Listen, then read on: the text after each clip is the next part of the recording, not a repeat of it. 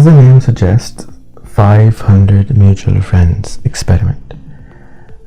An experiment where I asked people to add 500 of my Facebook friends and eventually have 500 mutual friends with me. What is mutual friends? A mutual friend is a friend which is friend with you and is friend with me. So it's a mutual friend. The idea started with a friend of mine who I have never met in person, and she told me once, she was an American, that I add only people who have certain amount of people as mutual friends. And I think she was just trying to brush me off, that she doesn't want to be my friend, but she gave me an idea that this is an interesting concept, that if I have certain amount of friends with a person, that means they trust me more and they add me as a friend. And before that, it was very hard for me to make friends with anyone because I'm a very shy person in personality. I did not know how to break ice. I did not know how to talk and have a conversation. And this gave me an idea that if I want to become friends with a person who is of influence, I can first friend people who are of less influence in their network and then friend them. When Facebook started, Facebook had 5,000 friends limit. You could not have followers or subscribers at that time, and you had to remove someone in order to be friend with someone. So a lot of people in Pakistan started to ask me, I want to be your friend. So I said, well, you know what, if you want to be my friend, you have to have certain number of Facebook mutual friends with me, and I'll be happy to be your friend. So I did this with one specific, I remembered that I asked one specific person to do this, and I noticed that he had a lot of anxiety. He was very impatient, and I asked this to him. He got upset with me, but he said, okay, I'll do that. And he went back, spent some 8 months doing this, and came back to me and he said, well, I've achieved 100 friends, now add me. So I did add him, but I still found him impatient, and he would bother me almost every day asking me silly questions, and I didn't like that. These are questions which he could have easily get answers to from Google or something else, but he was just full of anxiety. So I unfriended him, and he said after a week, what happened? I said, well, now you need to make 200 mutual friends. So he went back and he got angry at me again, and then he still didn't give up, and he made 200 mutual friends. And as the same thing went again, I added him again, and I saw that he had now less anxiety for some reason. I was like, that's cool. And then I added him again after 200 mutual friends which he had, and still he was bothering me, and I still wanted to see what happens if he does add more people. So I unfriended him again, and I asked him, now I will add you when you have 300 mutual friends. And he blocked me. He was so upset at me, he was so angry at me, he just blocked me. He's like, I don't want to be your friend anymore. Months passed, and a few months later I got a message from him, well, I decided I want to be your friend and I will do your task. So he went about, and now he was working to make 300 mutual friends, and I started noticing that he had much less anxiety now. At that time I visited his city, and he actually met me, and I saw that in person he still had a lot of anxiety, and he was still jumping up and down. He was like 19 or 20 years old, and but a big guy. So I spent a few hours with him, came back, and life went on. I was on another event with the President of Pakistan, and a professor came up to me and said, here's a student of mine, and please give him 2 hours of yours to mentor him. I was like, I don't think I'm going to give him 2 hours. He doesn't look like the person I want to give 2 hours to. I was being judgmental. So I said, well, very nice to meet you. I will give you a task. If you accomplish it, I will give you 2 hours. I said, sure. So I said, well, you go to my friend list on Facebook. Here's my Facebook ID, and then you have to make 500 mutual friends, and then I'll give you 2 hours. And he's like, sure, no problem. I was like, cool. I got him off my back. I'm not going to see him again ever, because that's a big task. So a few months passed, and I kept an eye and here and there, and then I saw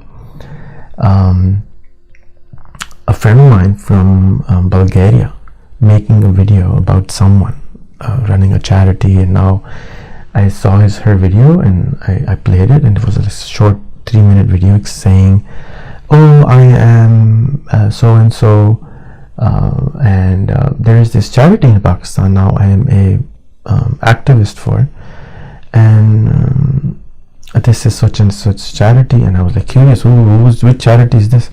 I remember because this was a pretty woman, and she was very adamant about who she would add on Facebook, and she was a very reserved person, and here she is making a video about a charity in Pakistan. So I went and saw the person she was talking about, and surprisingly, guess what? It was the same boy who was supposed to make 500 mutual friends with me and come and see me. And then I inboxed him, and I saw he had 300 and something mutual friends already. I was like, well, I thought you were going to come and see me. You will make 500 friends and you will come and see me. He said, well, sir, I made a couple of 100 friends, and now I don't need to come and see you because your friend answered all my questions. I was like, what is this? It is so interesting that somehow this boy who didn't look like somebody who would do something, and he made these friends, and these friends already solved this problem. So I was very, very surprised by this result, and I wanted to find a way to do more of this. I have already been asking people who worked with me in the office to do the same thing. I gave them smartphones, laptops to add common friends so they can practice their English. They can talk with them on Skype. They can learn the culture of the business of the customer which they're actually working with. So they were adding, but the results were slow, because they say there is always least light under the lamp, and that's true.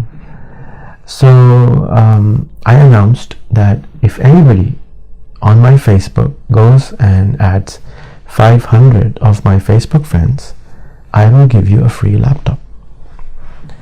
And people started commenting weird things on my wall, and I didn't know what will happen. I just announced it, and people were upset that why don't you just give it to anybody who's needy if you have so much money, and weird kind of comments started coming. So a few months passed, and a few months later I got a message from a young man saying, I have accomplished 500 mutual friends and I would like to have my free laptop. I was surprised that somebody actually did it. So I called him up and asked, so what did you learn? What were your beliefs before? What was your mindset before? And I was very surprised that everything he was suggesting that he believed in started to change. He had ambition which was 100x larger. He had goals which were 1000x larger. He had beliefs which were totally changed, because he said he used to hate certain kind of people. He doesn't hate certain kind of people. His biases started to change. Mindset started to evolve, just like you would evolve when you travel, because now you actually have a friend who you're having a conversation with, and they're your friend. You can actually have a deeper conversation. So you're no longer talking about people, but you're now talking with people.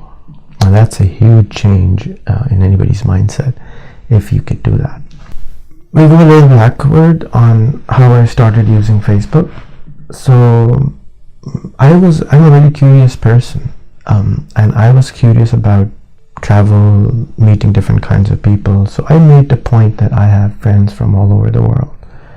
And I remember there was an option in Facebook called Suggest a Friend. So you could go to a friend's profile and then suggest him different friends.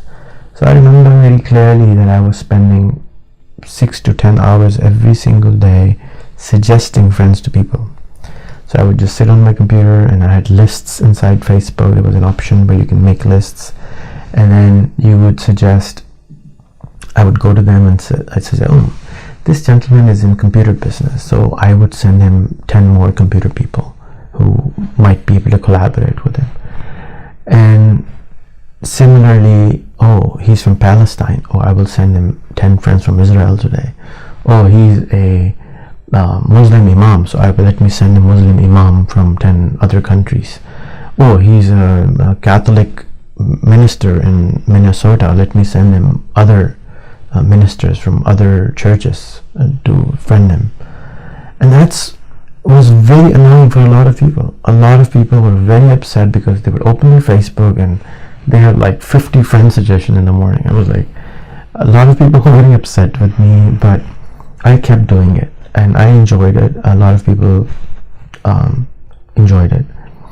And when I was doing this, I have 2 particular cases which I remember did really well with this connection. So I did this without asking them, without permission. But later on, I asked 2 people that I want to request you that I will send you friend suggestion, but I want to request you to friend everyone which I suggest. Don't think about it, just friend them. And one of the person was Mahwish Abdul Sattar, who was later awarded by the Prime Minister of Pakistan for one of the business people. And I remember she came one time and she was asking for $100 job at my office, and she said, okay, I might take this job, but I have one more opportunity, I will go and explore it. And today she's an award-winning entrepreneur living in Dubai, having a wonderful family with a person she found on Facebook. So Mahwish was a girl, and at that time in Pakistan almost there were no girls on Facebook. But she was a girl, she was in a hijab or a niqab, and she said, okay Rehan bhai, I will add everyone. And then she kept adding, and first business she had was with a friend of mine who goes back when I was 13, when I was in Commodore 64 computer software business. She ended up being a partner with this man, his name is Ali Walika, and they started a brand new office, fantastic business, website making, phenomenal thing. And I was like, whoa, how did this happen? Because Mahwish came from a very struggling background, I would say. Not that there is anything wrong with it. And Ali Walika came from the 10 richest families of Pakistan. Huge mansion. They had their own ocean liners running around in the ocean. So it was a very interesting partnership. But the beauty of Ali's family is that they're not judgmental. And I was very scared when I was friends with him because he was so rich. But I think their family is phenomenal. I'm friends with his brother, his sister, his mother, his father. I say hello sometime, but they're just an amazing family. They're just so humble, down to earth. You wouldn't guess that they are one of the richest families of our country. Anyway, so Mahwish kept growing, and I kept sending her leads and connections, and she was like Miss Popular, and she kept growing her business multiple folds. Another gentleman was from Quetta in Pakistan. His name was Asad, and he did the same. He said, I will add everyone. Now remember, this is early, 2008, maybe 2007, very early time of Facebook, and people were not on Facebook. My first video ever on Facebook was about Facebook, and I was explaining what is Facebook, what is Facebook, why should you use it, and I was requesting people to add at least 10 friends on Facebook.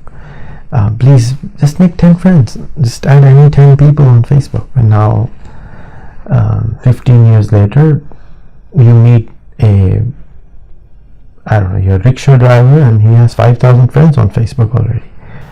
It's a very interesting time. So Asad was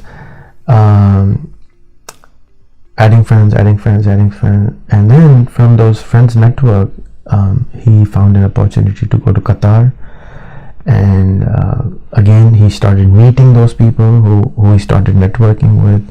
He became very good at networking, and now he's a senior manager in Qatar Foundation.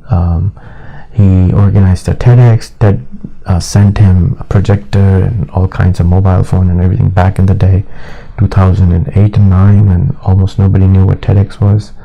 And but he was adamant, and then we had a TEDx Global Congress, and he went there to Qatar, and then he ended up staying there and had found a job and still there, and he's doing very well for himself.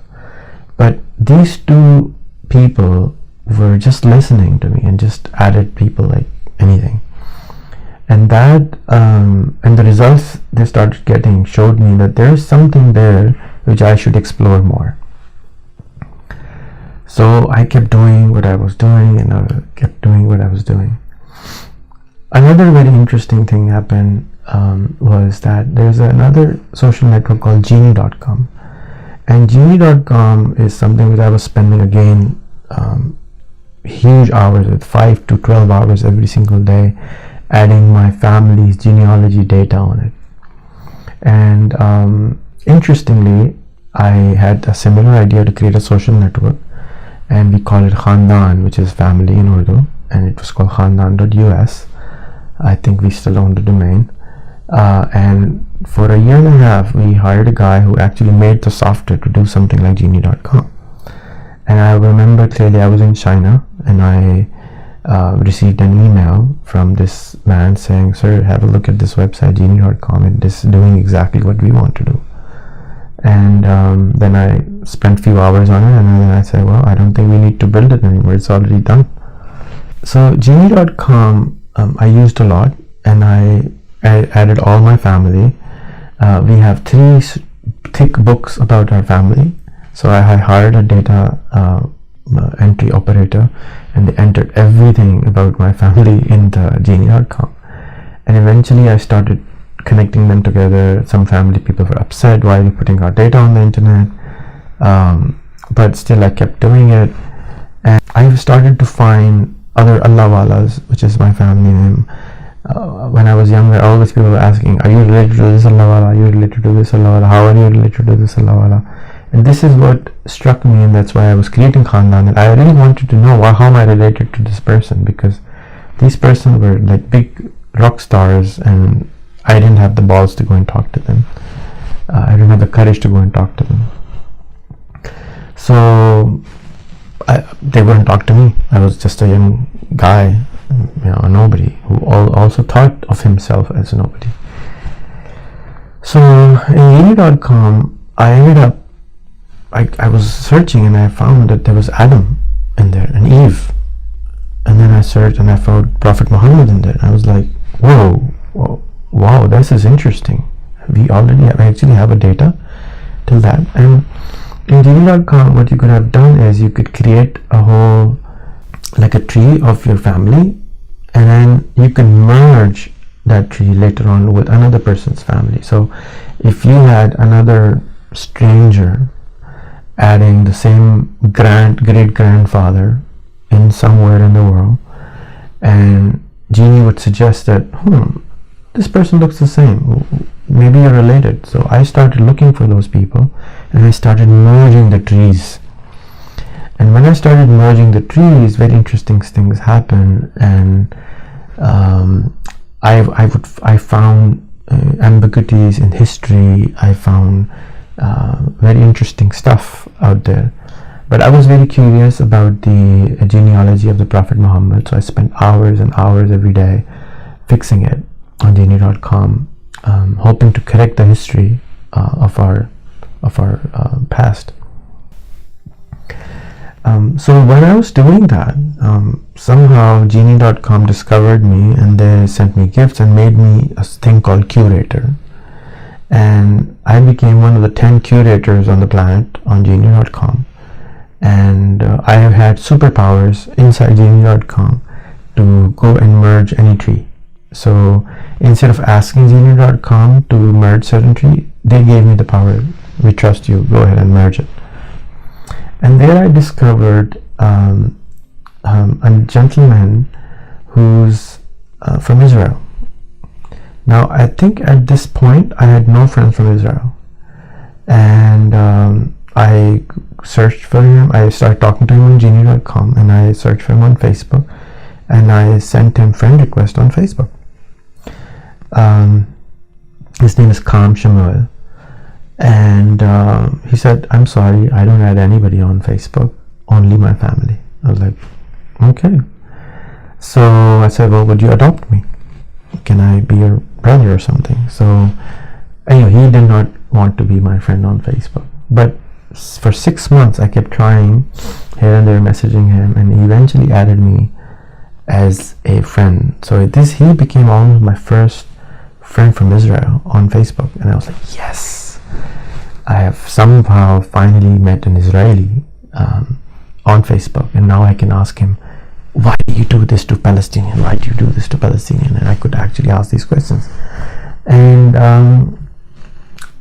when I added him, a week later, I sneaked in my mom's. I asked from her Facebook ID, sent him a friend request, and then my wife and my daughter and my son.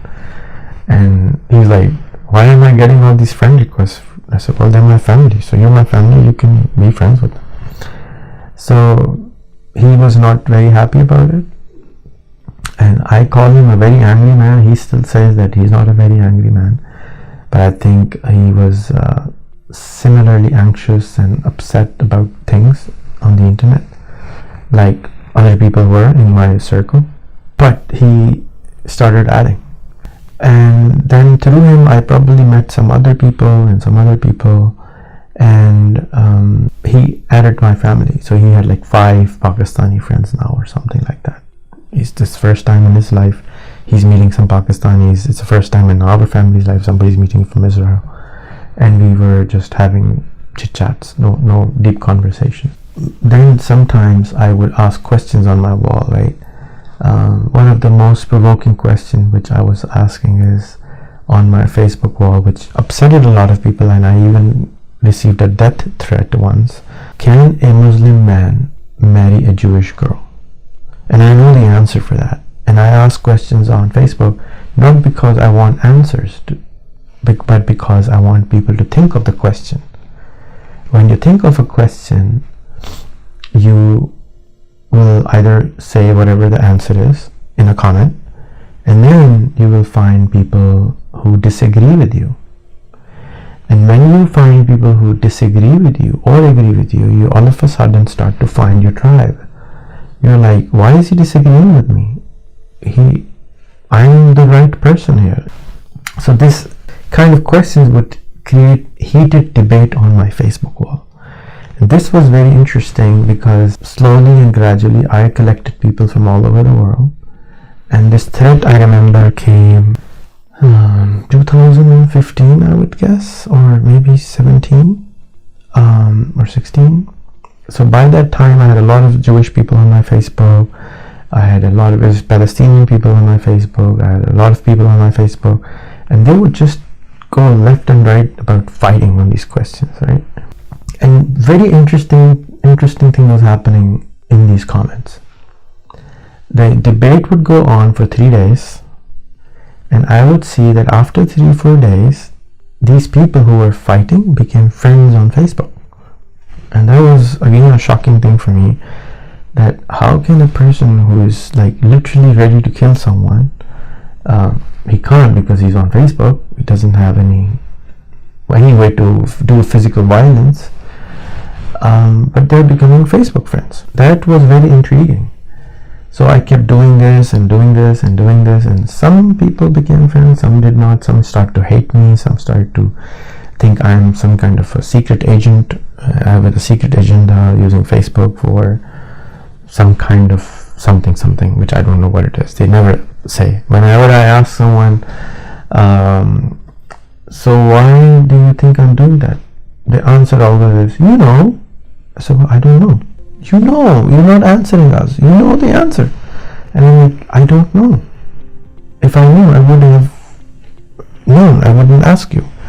But people coming in from past, people coming in from, I would say, before the internet era, before the Google era, have a lot of bias and judgments inside us based on things which we have heard from our parents, our culture, our friends. Later I discovered that 70% information which we consume or believe does not come from books and school. It comes from our neighbors and friends. And well, I kept doing what I was doing, and kept asking questions, keep living my life, and things started to evolve and change.